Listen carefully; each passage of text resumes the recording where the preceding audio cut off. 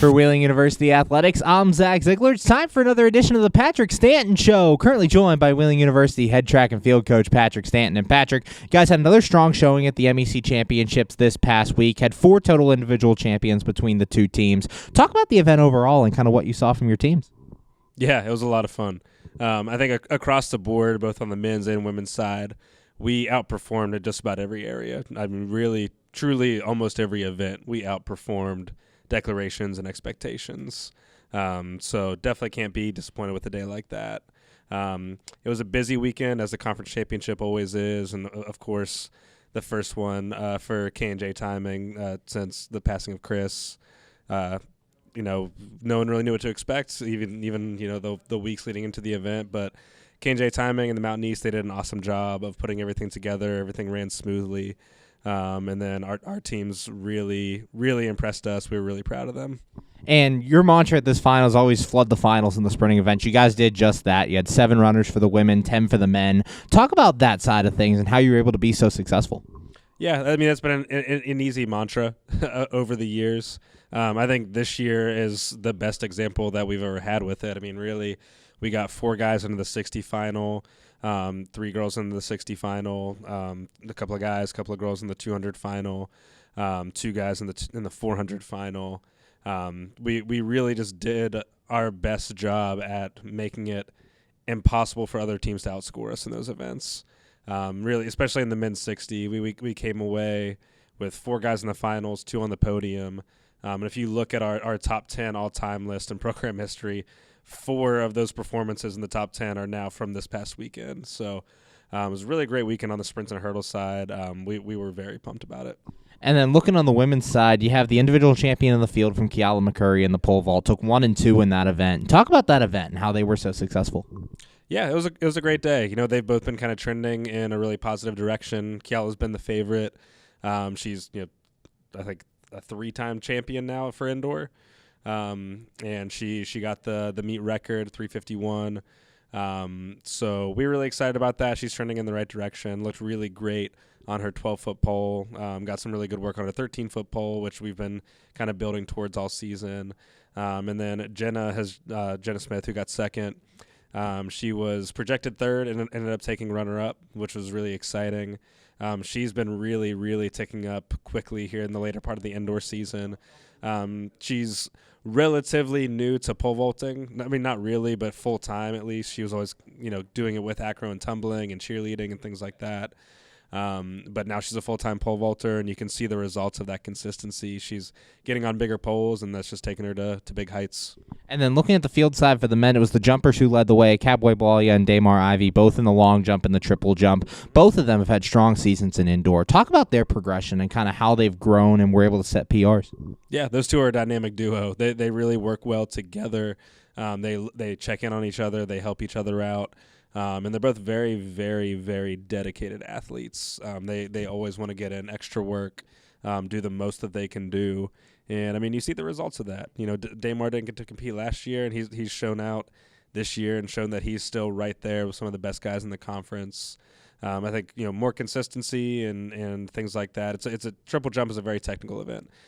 So the more they're able to stay consistent with it and just get more reps in competition, I think they're going to continue to see their marks fly. Currently joined by Wheeling University head track and field coach Patrick Stanton. And Patrick, you guys have one more meet for indoor, your last chance meet coming up at the fast track. Talk about that event and kind of how you guys are preparing to try to qualify for nationals. Yeah, we're really just taking a small group up, people who are either on the Provo list or just under. And it's always a tough situation. It's up in New York. Since this coming weekend is conference championship for most D2 schools, there aren't a lot of other options for last chance meets. So we take the trip, we make it a small group of people who are really just trying to gun for that mark to either get on the Provo list or make it to nationals. I think even for people who are just below the Provo list and maybe it's not realistic for them to hit a mark that's going to actually get them into the national championship meet, even to hit the provisional mark is a huge accomplishment. It kind of sets you into a new tier of athletes. So we're excited about it. I think the people that we're taking are all kind of trending in the right direction. A lot of them got season bests either this past weekend or the weekend before that. So I think that we're really just kind of continuing on the momentum that we've been building. It's not going to be anything too crazy. We're not going to reinvent the wheel or anything like that. We're just going to give our best shot at it and see how many we can get into the meet. And then outdoor season's also coming up on the horizon. Your first meet March 15th. How do you carry the momentum and kind of talk about some of the differences between indoor and outdoor seasons as you guys get ready to transition? Yeah, well, I mean, first off, for the people who are done with indoor, we want to take not necessarily a big break, but we want to give them a little bit of rest this week so they can have that time to rejuvenate their minds and their bodies and get refocused for outdoor. For outdoor season, the difference is, I mean, there are different events. There's no more weight throw, which, by the way, our women crushed it in the weight throw at the indoor championship. We weren't supposed to get any on the podium. We got 2 on the podium with Camille Graham and Kimora Pooler. Both got huge PRs on that day. So I wanted to throw that in there as well. But no more weight throw. It changes to hammer throw and javelin for the throwers. The dynamic changes a little bit with like pole vault and jumps. It's just the atmosphere is a little bit different. And no more 60. It's 100 now. So just some different events, some longer distance events, 5K and 10K are more prevalent. So besides just kind of changing for the events, we also now have to account for the weather, besides for our travel plans. So we want to, as you guys see on the schedule, we typically take a couple trips down south, try to get in some bigger meets as far as that goes. We're not as blessed with the high competition and like really nice facilities just like here in the local area like we are for indoor season. So we usually travel a little bit more and take advantage of the nicer weather down south for outdoor. But besides that, it's really the same game. It's the same mindset. We want to get as many people as we can into the conference championship, on the podium and conference champions, and then get as many people into the national championship as possible. And finally, with so many PRs and season bests being hit over these last couple of weeks, what do your athletes have to do to kind of continue building on those marks and keep adding to it? Listen to their bodies and stay consistent. I think especially right now, like we mentioned, a lot of people are kind of taking a little bit of downtime early on this week.